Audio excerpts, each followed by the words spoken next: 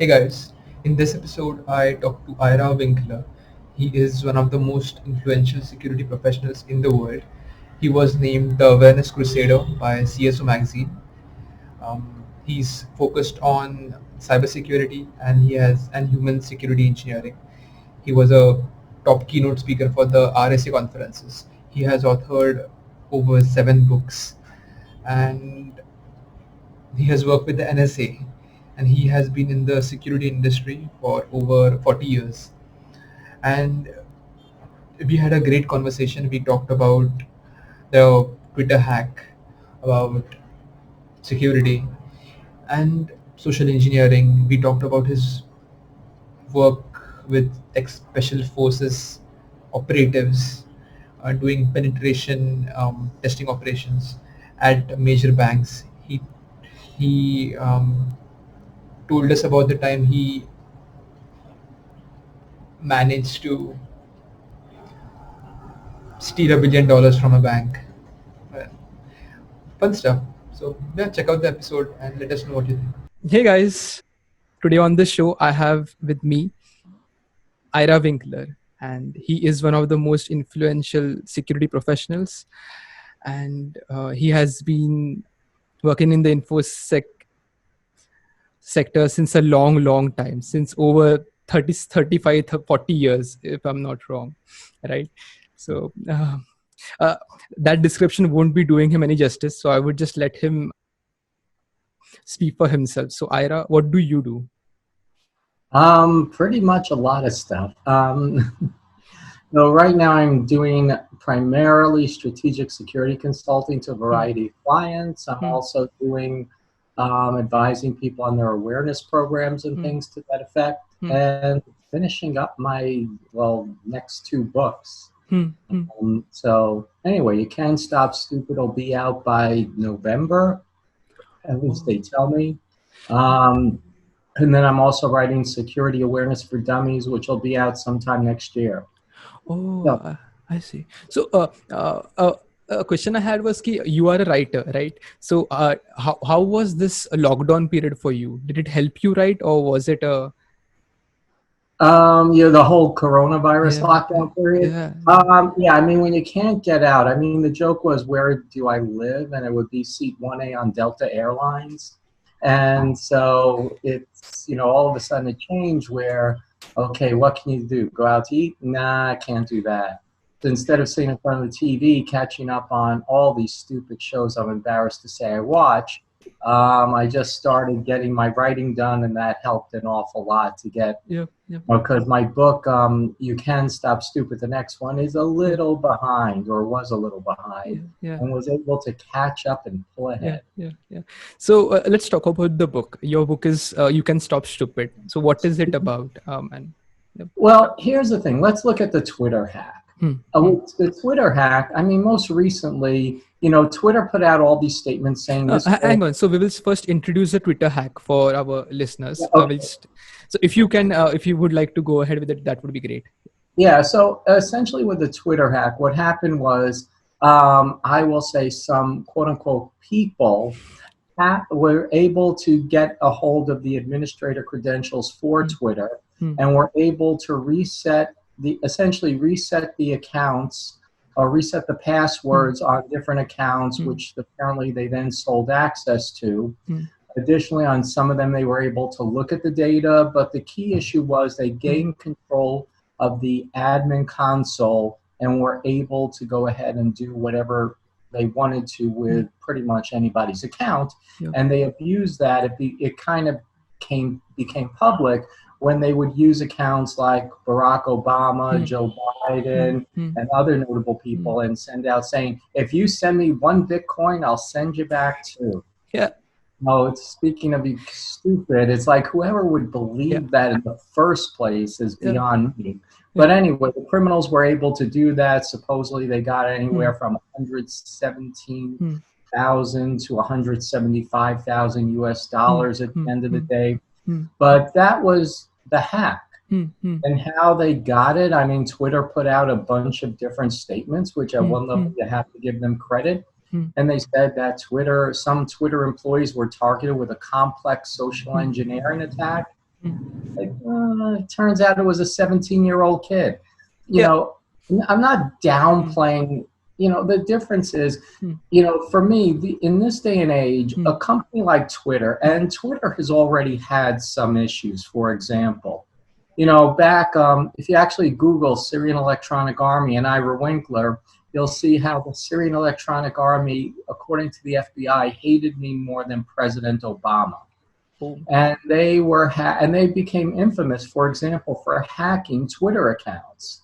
So, for example, they hacked the Associated Press Twitter account, and they were able to take down, or they put out a tweet that said, at the time, President Obama might have been injured in an attack on the White House, which caused the stock market to take a nosedive for a half hour or so. With me, what happened was they didn't like what I said about them at RSA conference, and then they hacked the Wall Street Journal Twitter feed. Then they hacked the BuzzFeed Twitter feeds.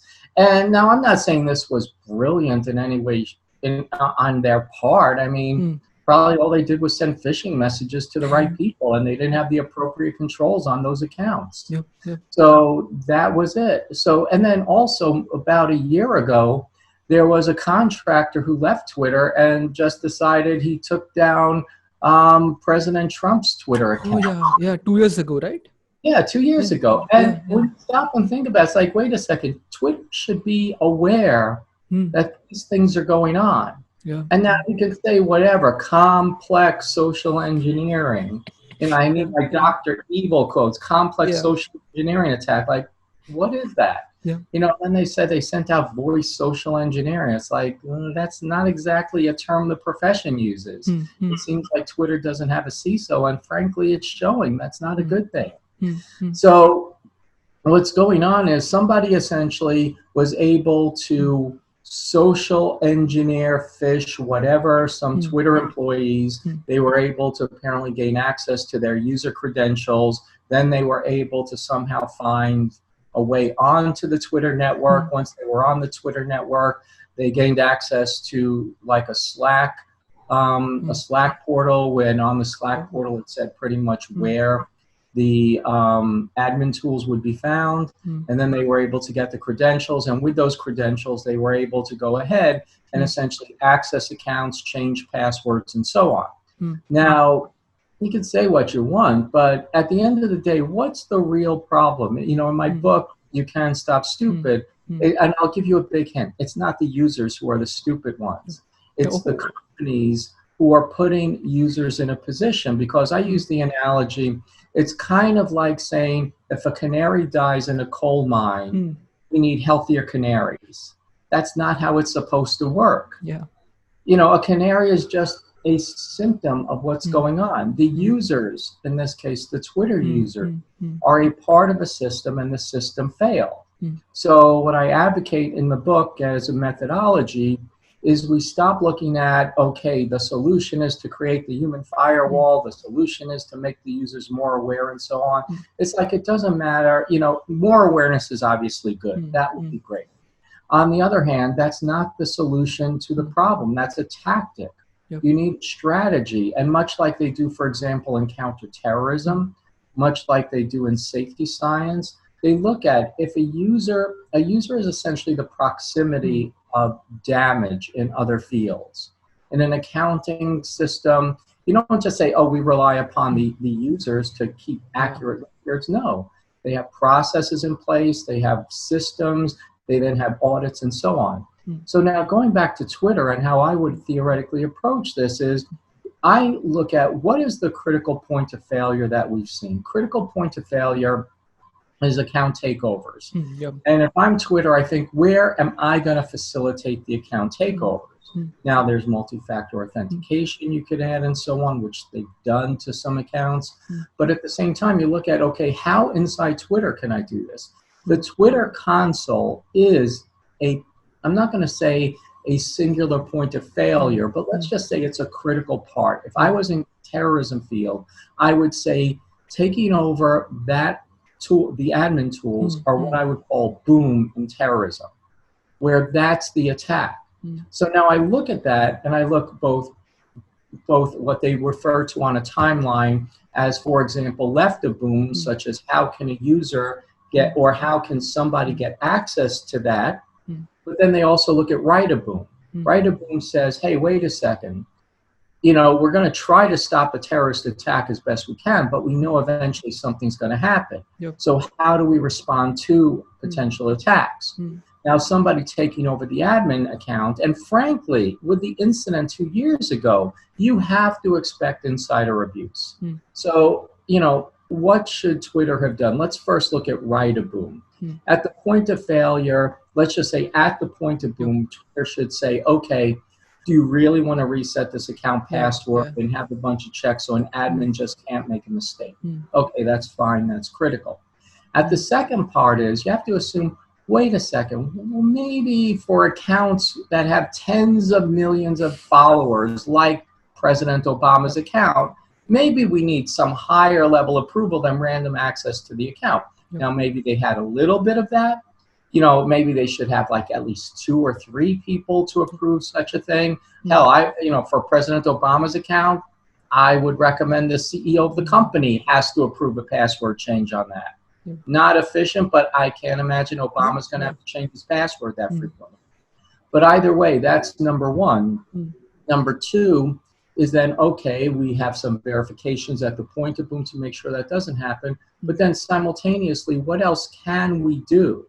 And you can send out confirmations to the user. You can send out a whole bunch of different things that theoretically should prevent it. But just a malicious person having access, and I say malicious in this case, because again, it could be an insider with valid access, or it could have been an outsider that's taken over valid access. You have to have controls in place, expecting a quote unquote complex social engineering attack or even just malicious users going to be successful. And then we also look at left of boom, and then we have to say, okay, how do people gain access to it? And then you look at, well, gee, it sounds like according to early reports, 20% of the company had access to do that. I would say that's not necessarily a good operational procedure. I don't, they say, oh, we should hire this idiot who did this hack to, fix it. And I'm like, that's so wrong. I mean, if I would have done like a basic assessment on their behalf, I would have said, okay, you do a basic checklist, like, okay, who has access to this account? And it's like 20% of your company has access to the admin account. That would be a bad thing. I mean, that's like audit 101 at some point in time. So again, you have to look at the whole thing, user, quote unquote, user error or user in the proximity of an attack as a system problem. Yes, the user might be stupid, but again, if you hire stupid people, that's on you. That's part of your hiring processes. But at the same time, you can't just say, oh, we need just more aware users and let's do more phishing simulations so they don't fall for this again. Again, even if you get perfect awareness, which is pretty much impossible, and even if they are perfectly aware, somebody will make a mistake. And even if they don't make a mistake, somebody will eventually be malicious. And you have to plan for that from start to finish, because the user, again, is the proximity of the error or the proximity of the initiation of a loss. Your system, your procedures, your aware, everything as a whole should drive not allowing a single user action to pretty much be a major embarrassment to your company, no matter how complex you want to call it. Yeah, makes sense. So there was this talk by, I don't remember the YouTuber, but he illustrated a similar scenario, but with Google. What if 3 top-level employees at Google had a social engineering hack acted upon them? So you can imagine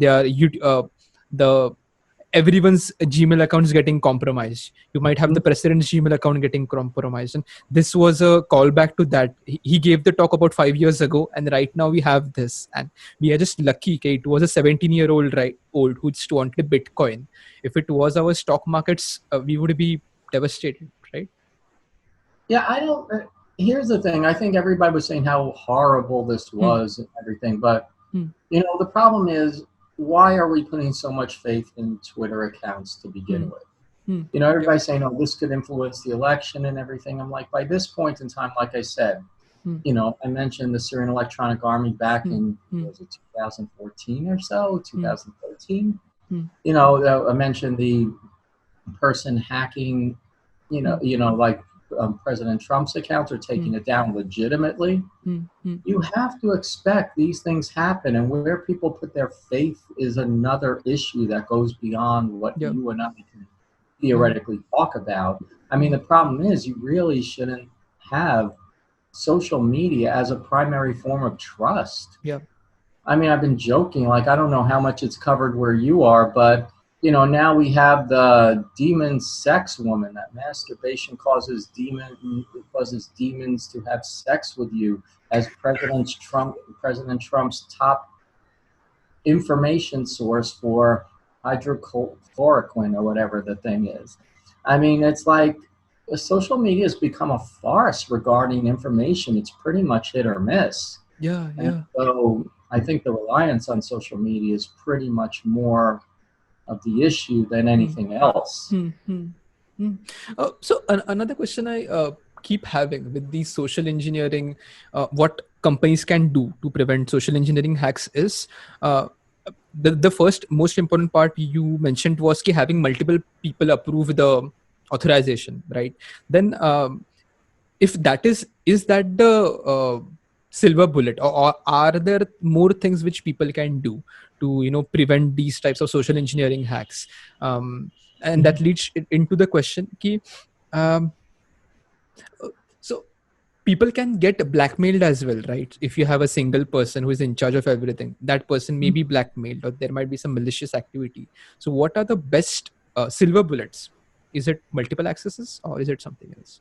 Well, again, I look at the whole thing like, you know, I mean, I don't know, like, this is like, I just might as well say how to promote Ira's book. But anyway, I mean, the whole thing about social engineering, because I've been looking at, you know, I wrote about taking over a bank back in 1995. That was more complex than the Twitter hack, honestly. And when and that was a social engineering, just calling people up. I mean, I even got the bank to send me a pre-configured computer for to access their VPN. And, you know, that was pretty much, you know, that was like where you didn't have that much connectivity at the time. And when you look at that, the issue is not awareness. The issue is like, how do you, like, social engineering? The issue is that the problem is that a user can initiate a loss.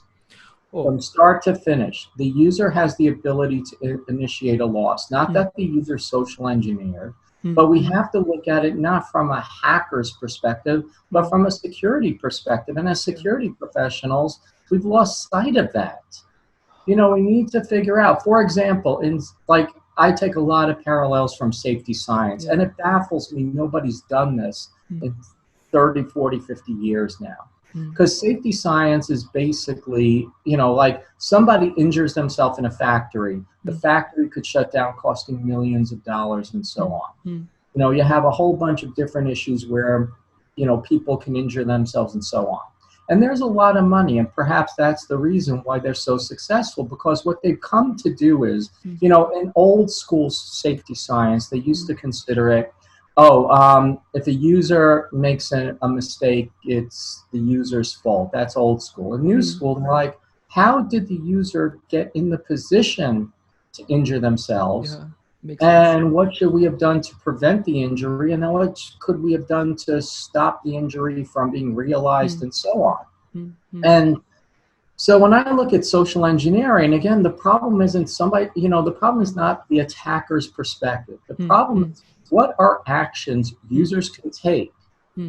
And how should we mitigate those actions from causing damage? And then let's also take a step back and say, how do we go ahead and prevent the user from being in the position to do it? Now, for example, phishing is a form, theoretically, of social engineering. When you look at phishing, you know, and I did a presentation called the Phishing Kill Chain in 2015 or so, and, you know, at RSA conference, and essentially, when you look at the phishing kill chain, for a user to click on a phishing message, everybody says, how could the user click on it? It's like, for the user to click on the message, And actually, let me take a step back. Let me tell a story. I was at a conference, a little more, when you could still have real conferences. I showed up before my keynote at lunch. I showed up, I was on the lunch line, and there was a guy in front of me, typical admin type, and there's a table along the serving line that had stickers that said, "Don't click on shit," SH*T. Yeah. And there was like a whole bunch of these things, I guess, left over from like a year or two before. Yeah. And the guy in front of me is like, "Oh, I need a whole bunch of these." I'm like, "Really?" I'm like, "Yeah, I've got a whole bunch of users who click on shit." I go, "Wow, you must give your users a lot of shit to click on." Yeah. And he's like, "What do you mean?" I'm like, "Well, how are your users clicking on all the shit if you didn't give it to them?" Yeah. He's like, "What?" I'm like, "Well, are they clicking on your systems?" He's like, "Yeah." It's like, "Well, you're giving them the shit to click on. Yeah. Yeah. So in order for them to fail, you have to fail." Yeah. Yeah. Makes And sense. then I go, "If you expect them to click on shit, why aren't you taking better precautions to stop it? Mm-hmm. Or why aren't you taking better precautions to not have them create all the damage?" Oh, so. Again, for example, taking away admin privileges on end user systems. Not rocket science, but still, why do a lot of users still have that? Yeah. And without admin privileges, they wouldn't be able to download and install most of the ransomware and stuff like that, as an example. Yeah. Yeah. So again, when you say, hey, social engineering, sorry, I don't want to cut you off, but when going back to the phishing kill chain, it's like, okay, in the first place, start with DMARC so that maybe there's some authentication going on before it gets allowed onto your system. Then your email servers have to go ahead and accept the mail. They should be filtering it out. Then it gets to the client. The client then has its own anti-malware, anti-phishing, anti-spam stuff there. That should filter out the messages before it gets to the user as well. Then when the user has the message in front of them, then the user has to decide whether to click on it or not. You have to go ahead and say, "Hey, do you really want to click on that?" And that capability's there. Yeah. And then the user should say, "Yeah, I want to be stupid no matter what you're doing. I don't care if you warn me. I'm going to click on that." Then the system says, "Okay." And then the system says, "Okay, you're trying to download software. You're not permitted to download software." And then even if that happens, again, there should be a whole bunch of anti-malware, maybe behavioral-based software like Nitron and other stuff that stops ransomware and other malicious software from running. Or, for example, you have, like if they're trying to get you to go to a malicious website, web content filter should stop you from hitting a malicious website and so on. So anyway, it's a system. You don't stop social engineering. You create a system that's resilient to user-initiated loss. Okay. So does this question come often? The question is, does security get in the way of convenience, and how do you balance that? Because the current solutions which we talked about, I'm a software developer by profession, right? So I may need to do the pseudo stuff, the super user stuff, but at the same time, I should not be able to. How do you achieve that balance? That is so I think in a large part in the security space, we're afraid to have any authority whatsoever. Because I once heard what was a good one? I was once inside, I was on a panel with a CISO panel, and somebody once said, and I'm like, if a user does something really bad, you should fire him. Like, "Oh, you can't blame the user." I'm like, "Why not?" They're like, "Well, you can't." I'm like, "No, you can.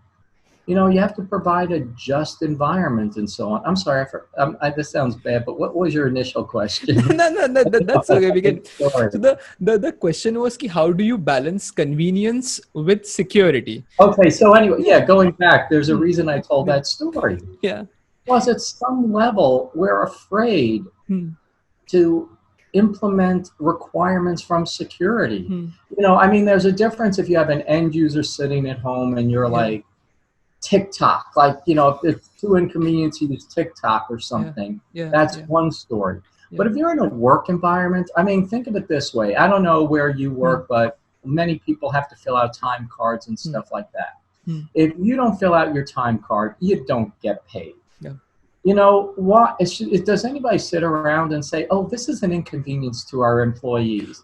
Does Oh, anybody sit there and say, "Oh, well, you know, that's unfair to the user. We've got to pay them, but you know," and it's like, well, no, we told them if they want to get paid, they have to do this. I mean, when I would work for companies, like, you know, not my own company, when I worked for other companies, when I would travel, if I did not give a receipt for hmm, every damn frappuccino I would buy at Starbucks, yeah, they would not pay my $3,000 in hotel and airfare and everything for a $5 receipt that's missing. And what's the reason for that? yeah, It's like, did anybody say, "Oh, poor, you're being unfair"? Nobody said they're being unfair to me. They're yeah, like, "This is our policy." yeah, So at some level, I go back to the fact, why is it bad to make your users inconvenient if it's hmm, for the sake of protecting the organization? hmm, yeah, makes sense. And security is afraid to say, "Oh, well, we don't want to." I'm like, it's part of your job. Yeah, Nobody like complains. It's like, I've got to fill out my time card. hmm, hmm, You know, they're like, it's just part of the expected ah, job. hmm, And, you know, security on one level's got to be part of the expected job. Now, to a hmm, large extent, that doesn't mean security should be overly hmm, burdensome. hmm, You know, it doesn't mean that to the large extent, and part hmm, of what I argue is security should be built into the entire system, hmm, not bolted on after the fact. yeah, Like, you don't go ahead and have all these users and then say, "Okay, we just changed our password hmm, policy, hmm, now create a new password," or yeah, something like that. hmm, You know, maybe there's, you know, however you want to do it, but still there's too many people hmm, being afraid to say, "Look, you know, nobody," I mean, these days, well, I shouldn't say nobody because there are some yeah, morons out there, yeah, but nobody tells doctors, "Okay, doctors, you know, I'm sorry you don't, you know, you don't like washing your hands before you go into surgery. Don't worry about it." yeah, It's got to be, why is good security practice not treated the same as hmm, any other part of the job? And yeah, that's where there's a misperception out there. yeah, yeah, Yes, security can be inconvenient. hmm, hmm, There should be security usability built in to make hmm, it as usable as possible. hmm, hmm, But there can't be this, "Oh, I don't want to be a burden to you people." hmm, hmm, hmm, yeah. So, is that so? With accounting, the examples we talked about, there was a there was something which the user needed to do. So in this case, you needed to get the travel expenses refunded back to you, and that is why you had that policy. But it seems like in case of security, uh, things will happen in the future. So it is like smoking, right? You should not smoke. You may get lung cancer. I think it is similar to that, and that is the reason people are not willing to inconvenience their users because of something which may happen, but they don't estimate it. If you're a big company, the likelihood of that happening is pretty high. uh, Well, I have to disagree with your hmm, perception of that, hmm, hmm, because the problem is nobody's thinking I'm robbing my company for a hmm, $5 frappuccino. hmm, hmm, They have a system that built in at some point, and hmm, probably somebody abused the process, which is hmm. why that's in place. Oh, okay. Hmm, They, you know, I mean, nobody sits there and says, you know, I'll talk about my own company in a second, but hmm, hmm, nobody, you know, people put things in place not because every transaction hmm, is suspected of being criminal, hmm, but because there are going to be a potential criminal activity in the hmm, future, hmm, and they have to put in place a process, hmm, hmm, excuse me, that proactively deals with a future crime. hmm, Much like security. I mean, you're saying it's not immediate. It's like, no, I hmm. mean, frankly, you know, you're going to pay everybody 40 hours a week pretty Yeah, much. It's, why don't you just pay them? yeah. But somebody Oh, might not hmm, show up. Somebody might not charge to the right people. You know, I'll give you an example. hmm, hmm, So I had a consulting company years ago, and I hmm, had 20 or so consultants working for me. And hmm, I thought, I want to be treated, I want to treat them like I wanted to treat myself. hmm, hmm, And I went ahead and said, "Okay, I'm going to charge your plane tickets on the company credit card. hmm, I'm going to go ahead and I'm going to charge your hotel directly to the company credit card. So you're only out of pocket, you know, for a short period of time, your, you know, food or whatever you want to do." hmm, Well, then what happened was, in order for me to get reimbursed, I needed to have expense reports filled out because all my clients Oh, wanted yeah. to see the hotel bills.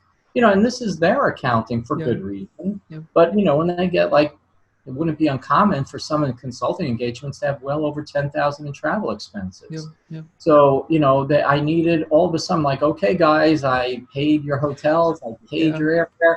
I need you to fill out the travel vouchers. Yeah. Yeah. All I need you to do, you're already paid, don't worry. I was pulling, some of them were awesome.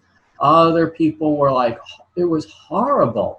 And then some people I couldn't even, some I try to create the travel reports myself Ooh, and okay. all that sort of stuff, like trying to piece it together from different things. Like, Okay. well, I literally once had, when I saw this, when I was able to get a copy of the receipt, $200 from one of my consultants for watching porn in his hotel room. Oh my God. Oh my God. I And so what did I have to do? I had to change the policy. I Yeah. had to make them pay for their expenses Yeah. until I got, until they filled out an expense report. Yeah. Yeah. Because I had to submit that, not that I didn't want to pay, but that was my only way of getting Yeah. reimbursed for the clients. Yeah. Yeah. Makes So sense. you have to think about it. Like, some of these rules are there in place for a reason. Now, is it a burden to my Hmm. people? Yes, it is. I Hmm. have had to do that myself, but Hmm. you need to get reimbursed or Yeah. else Yeah. There is no other way, basically. yeah. Yeah. Yeah. So anyway, that's why I say, to your question, people have got to go ahead and think, yes, there Hmm. are some security Hmm. procedures which are going to be a bit on the burdensome side, a bit Hmm. of a Hmm. nuisance, Hmm. but you have those throughout your business anyway. Hmm. Hmm. Yeah. So that is like a business expense. It is not something separate. It is your business. Basically, that is what you mean. Yeah, I mean, Yeah. Yeah. security is about protecting the business. If you are in the security Hmm. team Hmm. Hmm. and you don't feel you are doing something that is a benefit to the overall operations and Hmm. profitability of the organization, you Hmm. shouldn't be there. You should be Yep. fired. Makes And does sense. that mean that the protection of the organization and the financial stability and the whole stability as a Hmm. whole means that you might have to burden your users? It's like, Hmm. yeah, you do. Yeah. Yeah. Got it. Got it. So, when will your book be out? How to? Yep. Well, so everybody should go. You can stop stupid on Amazon.com. That's You the will only have place. the links down there. Yep. And it says it's going to be available December 3rd. But God, I want everybody to pre-order. So Yeah. that's Of course. really number. I'm sure they will. Yeah. Okay. So another interesting question I just had. You mentioned your social engineering engagements with the bank. Could you tell us of some of the instances? One of your most difficult ones. One of the ones you remember. Any stories? Oh, sorry, there's so many of them. I mean, there's the time, like, I usually work with like former intelligence operatives and Navy Yeah. SEALs and stuff, and I tell stories about my friend Stan Yeah. a lot. Yeah. Stan was a defector from Russia's GRU, and he, I mean, he found these amazing things like I couldn't believe. Because part of it is like making sure you work as a team and everything. But Stan, I mean, he found Chinese intelligence operations operating across the street from at a Chinese restaurants. He found an Iranian intelligence operative once working in the company, and I'm like, and he called me up. It was bizarre because it's like literally we went into this company. We did 3 weeks worth of social Hmm. engineering in three Hmm. days. Hmm. And Stan focuses on counterintelligence. Like he says, if I was still Hmm. a GRU operative, how would I attempt to recruit somebody? Hmm. So he stays around after I left and everything. And he was there. And then he calls me up like a couple days later. He goes, Ira, with thick Russian accent. Yeah. He goes, Ira, write down this license plate. I'm like, okay. He goes, Ira, this person professional. I go, how do you know this person's a professional, Stan? Yeah. Like, well, I was doing my thing. I was hanging out in front of the headquarters, and then this person looked interesting to me. I'm like, how did he look interesting to you, Stan? It's like, he looked Persian. And I'm thinking, okay, racial profiling, good Yeah. start. And then I'm thinking, okay. And then he's like, by the way, and then I go, okay, Stan. And it's like, okay, so I follow him. I go, you followed him? That wasn't part of the contract. But anyway. And then he's like, and he's very good. He detected me. I'm like, how do you know he detected you, Stan? It's like, he made a very professional evasion maneuver. I'm like, what's a very professional evasion maneuver? He made a U-turn in heavy traffic, very professional. And I'm like sitting there thinking, and it's like, of course, Stan found an Iranian intelligence operative embedded inside my client. It was kind of on the interesting side. So that was like one of the things. I mean, there were a few times where, I mean, as far as difficulty goes, I guess in many ways it's kind of a little bit like the Twitter hack. I mean, I don't think anything's been really overly difficult. It's just a matter of a different string or two, because usually I get what I want within a day. And if it takes more than a day, I'm thinking, what's wrong? Like even the bank, that took like 2.5 days. And I was like sitting there like 2.5 days, and the reason it was like so long was we were waiting for them, because I got them to have, they had to mail me a computer. So that had to be overnighted. Then before they overnighted that, the day before I needed to get overnighted, a hard copy telephone directory because it wasn't available online. So what is happening? Hang on, you can't just lay everything on me in like 5 minutes. So what is happening here? You are trying to get access to the critical systems of the bank, and yeah. what are you trying to do? Can you give us a plot? What is happening Okay, there? so I was at the time, it was like a broad get access, like what can you get access to? So anyway, I'm thinking, okay, what does a bank have? They do financial transactions. That's okay. So anyway, I'm like figuring out, okay, who has access to all this stuff, and then I look through the company's annual report. I see there's like this high level executive that does bond issues, who likely works with large companies to get them to use this investment bank as the writer for bonds and things for tens of millions of dollars, because banks or companies just don't have stocks. If they need short-term money, they might use bonds as a way to raise money. So got the name of somebody, and then what happened was I got from his secretary, I figured out, okay, here's a guy I need to impersonate. And then I'm like, okay. And then by this point in time, I realized I also need to have that they have a VPN to log into the critical systems. So what happened was I called up, got the internal credentials for this person from his secretary.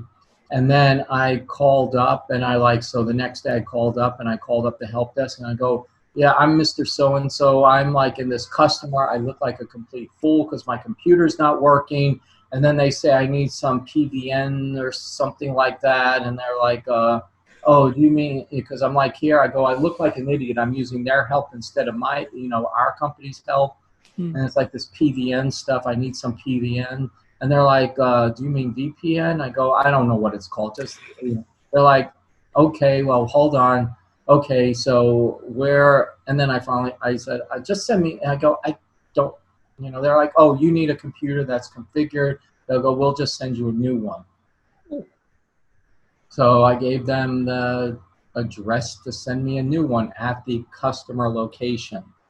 So anyway, that's how you get a computer pre-configured to log into their financial systems. So what is stopping the entire society from collapsing if that is how things work? I mean,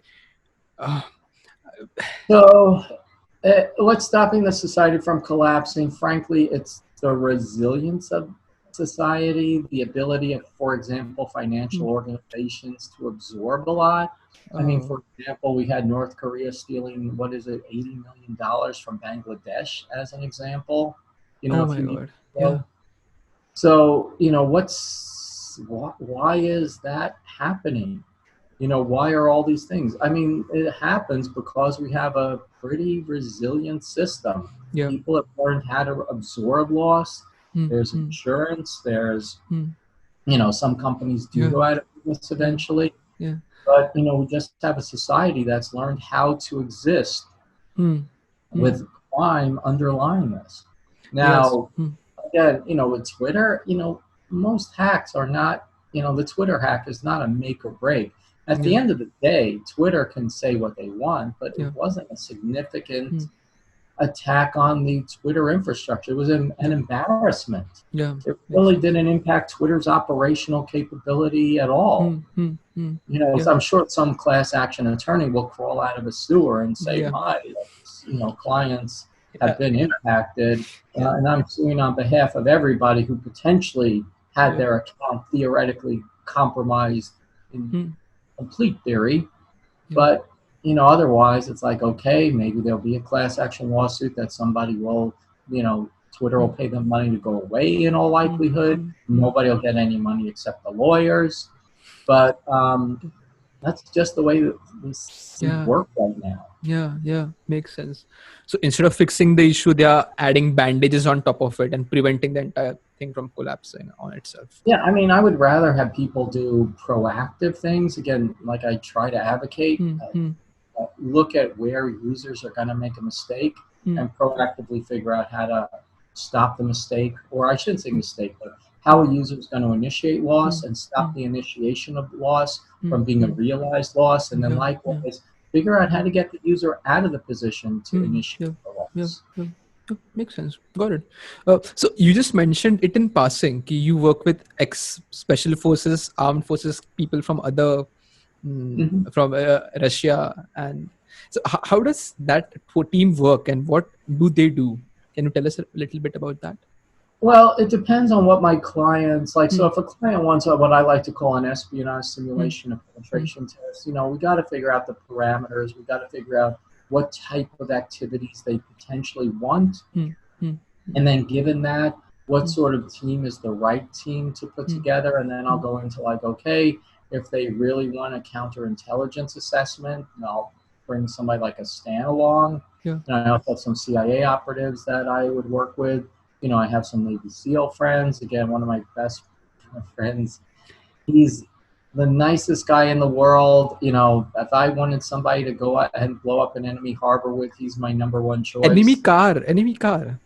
Enemy harbor. Oh, harbor. Yeah. That is even bigger. Oh. His specialty, for example, was scuba diving into enemy harbors, planting explosives on ships while they were still in port.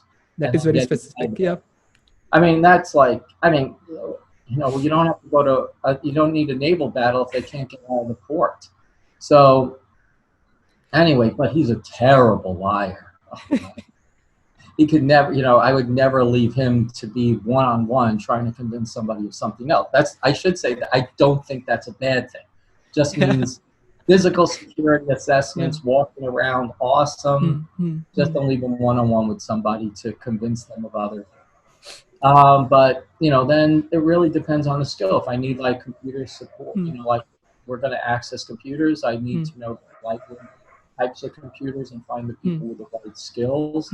Because here's one of my problems with quote unquote social engineers. Somebody like a Russian spy, a Navy SEAL, and everything like that. They look at social engineering as a whole, whether it's physical intrusions, being on the phone, as a life or death issue. Yep. That's what they trained at that level. It's not like they read a Caldini's book on influence and like, I'm going to develop rapport. I'm going to get reciprocation going and so on. They look at it, no, this isn't a bunch of crap that I'm talking to them on the phone and trying to get good karma with them. This is like, I need to be successful in the back of their mind because they've been trained success versus failure is life versus death. Yep. There is no get out of jail free card for them. You can't produce a certificate. Yeah. Again, the whole concept of not having a get out of jail free card gives somebody that extra edge.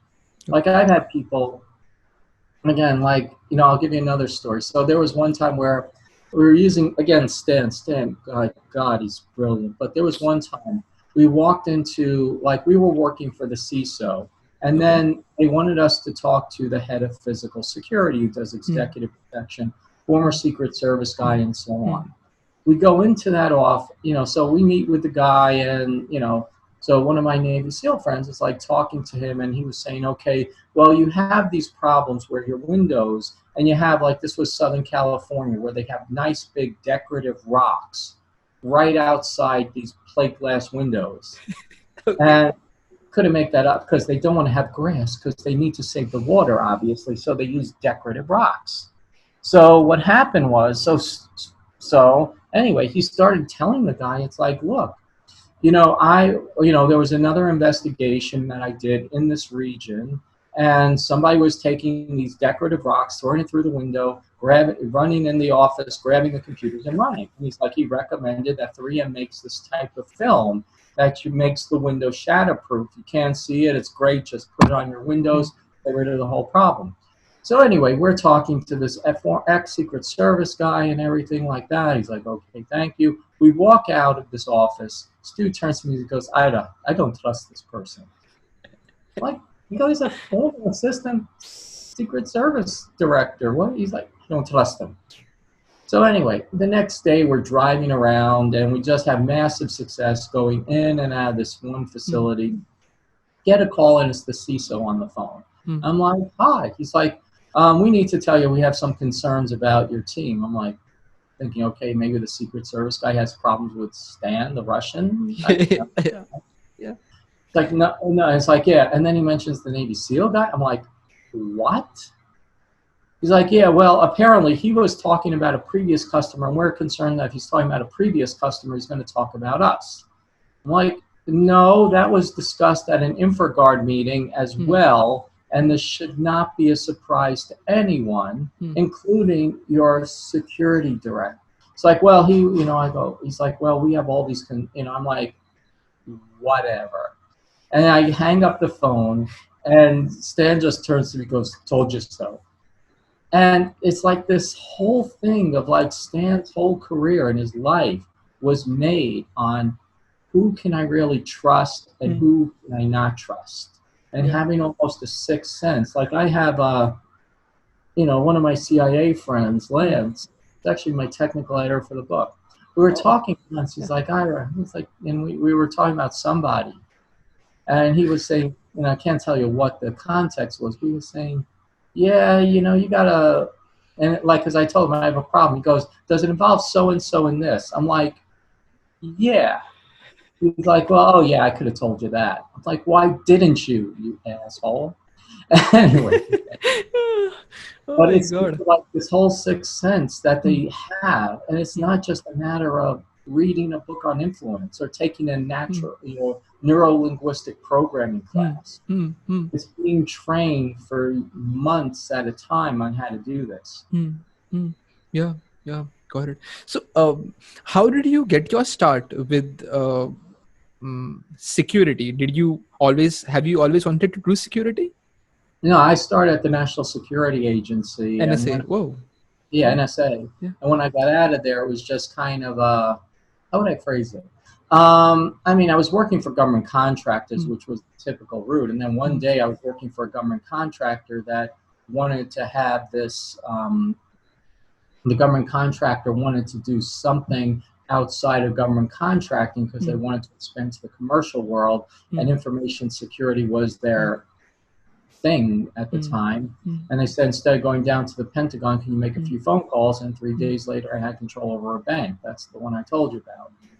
So anyway, that just kind of flowed. I wrote a paper about it it turns out to be the LISA, which was at the time the Usenix Security Conference in 1995.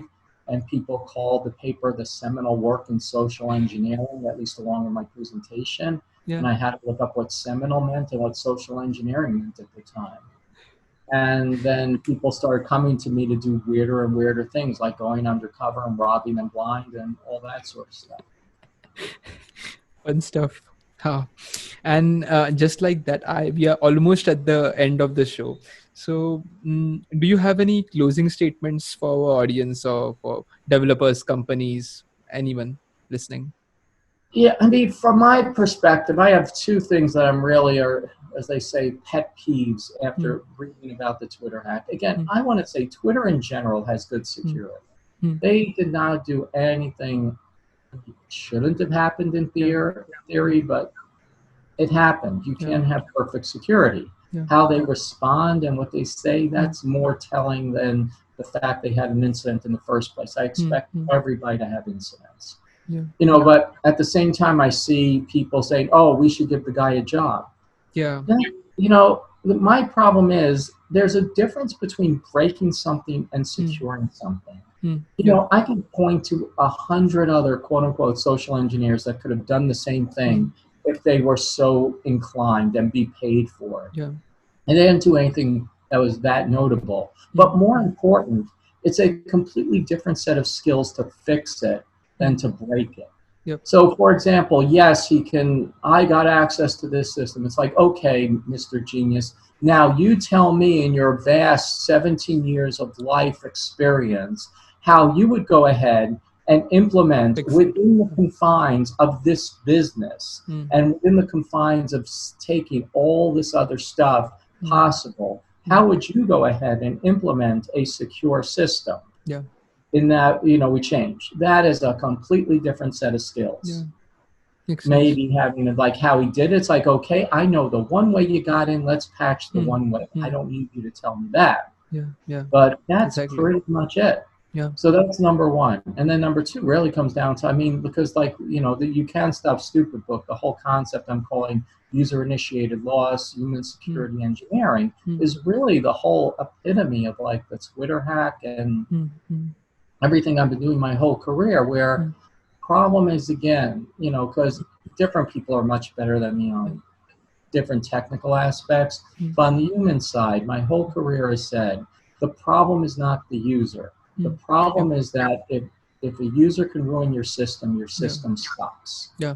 And you need to go ahead and put in a system in place that accounts for potential human-initiated loss by stopping the human from being even part of the system. Because very few people stop and think, hey, wait a second, we have a user here. Maybe we should take the user out. Yeah, of course. Makes sense. And so anyway, that's kind of the whole consolidation, I would say. Yeah. So if users should not be given the abilities to do bad stuff, that is the core of it. Yeah, people should only be allowed to do things which they really need to do and nothing else. Well, that's part of it. They should only have the abilities that they need. Yeah. But likewise, you have to expect at some point the user is going to do something either quote unquote stupid, or intentional, potentially malicious. But the concept is not that a user does something bad. The concept is, how do you react to that? That is that is what the security profession should be worried about. Not necessarily individually social engineering. That's critical. You do need to do some level of prevention. But as a whole, as a security professional, your job is to look at it as a system, from how did the user get in the position, to how should the user better react, to we know the user is going to do something wrong. How do we stop that from causing our system from being crippled and making all the top newspapers in the world? Yeah. Makes sense. This was a really insightful conversation, and I just had so much information. It was like drinking through a fire hose, basically. So this was so much fun. And just for the listeners, I first heard about Ira on Darknet Diaries, a show about security, a podcast about security. And from that moment, I was hooked. And I was really impressed, and I looked up to him. So I reached out to him, and here we are. And this has been it has been an honor, and it's been so much fun, basically. Yeah. I enjoy and appreciate the opportunity anyway. Just buy my book. That's all I can. Oh yeah, I will. I'll pre-order it. Yep, we will, and our listeners will as well. So last question. So how should people reach out to you? They want to book you for conferences or your company? Right now, the easiest way, I'm like redoing my website, but if you go to actually Ira at irawinkler.com is an email that works, but also go to securementum.com, my company website, SECURE, MEN as in Nancy, TEM as in Mary. It actually translates to Secure Mind, but somebody was domain squatting Secure Mind, so went to the Latin. And I guess that would be it. Okay. Hang on. So I just forgot to say the name of my show. Never mind. I always keep on forgetting to do that. I just stop the recording.